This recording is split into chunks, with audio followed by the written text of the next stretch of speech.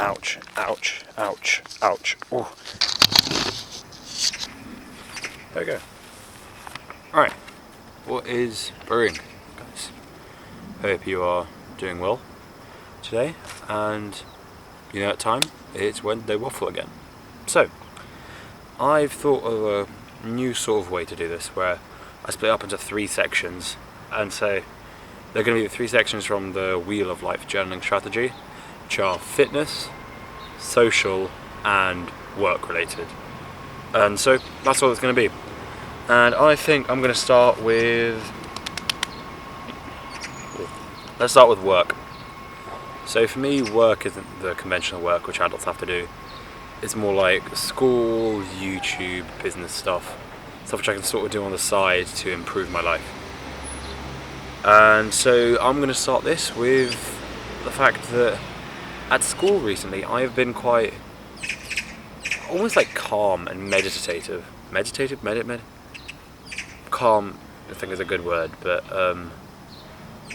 yeah, and it's been quite interesting. It's been Monday, Tuesday, and a bit of today, where I've just been really almost clear on what I want to do, and I think part of it stems from a discovery which not a discovery, but like a realization which I remembered, which is that for me, school's a complete waste.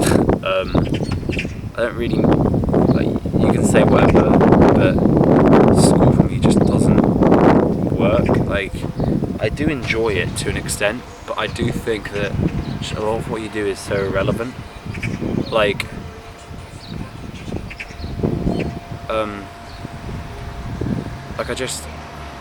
I'm never going to need to learn RE, or the lessons are too long for what they are, and it's just like, I don't need it. And the lessons are almost important, but they just take so long. And the whole concept of school and the time it takes up is it's a bit sad for me, in that I could be spending that time doing other stuff, despite the knowledge that I know that I probably wouldn't spend that time as well as I could. I know I'd enjoy it a lot more from my experiences of holidays and stuff, where I have much enjoyed. I've really enjoyed the time which I spent. But at school I've been quite almost motivated for what I want to do, and I've been very clear on what I do want to do. So when I get home, I've done quite a lot of journaling lately on what I actually want to do, and I've talked to several people, and it's been quite interesting. But I've been very motivated to do a lot of stuff, even though I haven't fully started. And that brings me on to my next point, which is that just starting is really hard. Noah Kagan says that the fear of starting is one of the 2 prime fears which stops you from starting a business. You've got the fear of asking, which I'll come on to later, and the fear of starting. And this fear of starting is very, very real. I mean, I've seen it take place in my life now, and I just spend a lot of time planning, which is not really necessary. I know that I sometimes just need to start, but I do feel like I have an almost excuse in that I have not learned very much, and I don't know that much about just the world in general, because I am still only 15. So I really think I need to read more and learn more. Reading, there's a lot of books which I want to read. If you look at my Audible wish list, it's crazy, and so I think I might be asking my parents or something, spending my spare money on it. And the other thing I want to do is learn. I want to learn to do, there's a whole list of things, but among them is learning to code in C and C++, graphic design, and learning to properly edit videos so that I can make really high quality stuff. But yeah, so in terms of work, the overall lesson is that I should learn more and read more books and educate myself on the topic before I actually dive in, because for me, I have the time to do that right now, and I think it'll be quite beneficial in the future. That will also include listening to podcasts and stuff. Alright, so this brings me nicely onto both other topics, because they all link, but I'll start with fitness, where I did some parkour the other day. I love parkour, actually. You might be surprised, but I think it's really cool, and I'd love to get better at the discipline. But obviously, it's a very fear-based discipline. You can't do parkour without being afraid. Even the professionals are still scared, and I think it's going to be very useful for getting over these fears, and just the irrational fear of, I know I can do it, but I'm still scared.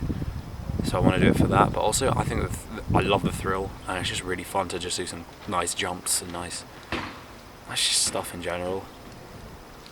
But what that has made me realise is that I'm just wondering whether I should focus on fitness or focus on bettering myself, because fundamentally they're the same thing. But whether it's like mental or physical, I think is the best way to describe it. But in terms of physical, I could do more swimming, I could be more consistent with that, I could go bouldering more often, I could do parkour more often, like these things which will inevitably improve my fitness. If I went all out on that, right, I'd be very, very good at fitness by the end of this year. If I spent 6 months just completely focusing in on that, perfect, epic, capiche.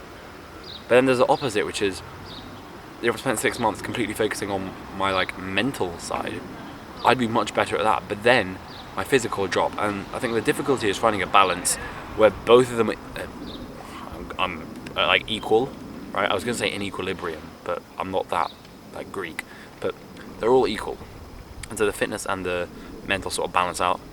And I wouldn't say that I have the best balance right now, because I spend a little bit too much time procrastinating on YouTube. This is a very common thing, which I think is with a lot of people, and if you've watched any of my videos, it's like, you know that I don't like YouTube, but I watch too much of it anyway. But I think this week I've been a lot better at I just sort of am managing it, which I think is very good. Like, I've only watched one video today, no, 2, but I'm glad that it's only 2 and it's not like 5. I think it's a really important thing, which, yeah, I just need to make sure that I use my time as well as I possibly can, because it's limited. And this whole focus thing brings me on to, like, it's all about obsessions, and it's all about what you really enjoy and what you really crave. Jai Howard, you guys know him, talks about it a lot, where it's like, if you're obsessed with something, it beats routine, it beats other stuff, because you enjoy it, you love it so much that you're completely single-minded on it. This is what I mean. When you completely focus on something, it's not just like you accelerate 50% more, it's more like, if I 100% focus on fitness, I'm not going to do like 100% better than if I was 50% on it. It'll be more like 150, 200% better.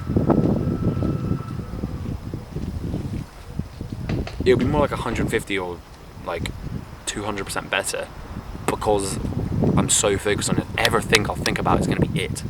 And I think it would just be really beneficial in a way, but also it means that a lot of other stuff kind of forfeits. And so I'm just wondering what to do about that. If any of you guys have any suggestions, just drop them in the comments, or like, you probably know me personally, so tell me. But honestly, I think that in the moment I'm going to do the balance thing. I'm going to try to find a balance, because I've got a nice routine which I think might work, where I like 3 days and 3 days, and then 1 day where I do whatever, that kind of thing. But yeah, that's it. Build some systems, and yeah.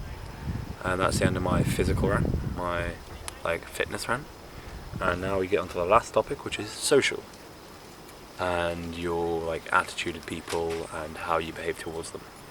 So this week I went on my Duke of Edinburgh expedition, which, if you guys don't know, in the UK you can go on this thing where it's basically a massive camping trip with a whole bunch of people from your year group, and you do a long hike carrying the tents and stuff, and then you pitch, and then you have a night there, and then you go back. It's fairly easy, but the expedition made me realise a couple of things, and the main one was that socially I don't exactly know where I stand, because I sort of fall into the nerd friend group, but that being said, I'm also on very good terms with a popular friend group who I wouldn't say I like more, but I prefer communicating with, because they're more interesting just in general.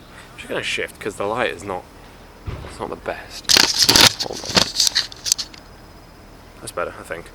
But yeah, this popular friend group who, I mean, I might have talked about them before, but it's like, I've always wanted to kind of join, and I don't know, it's always been a bit of a battle in my mind between who I want to be, and again, it's about finding the balance.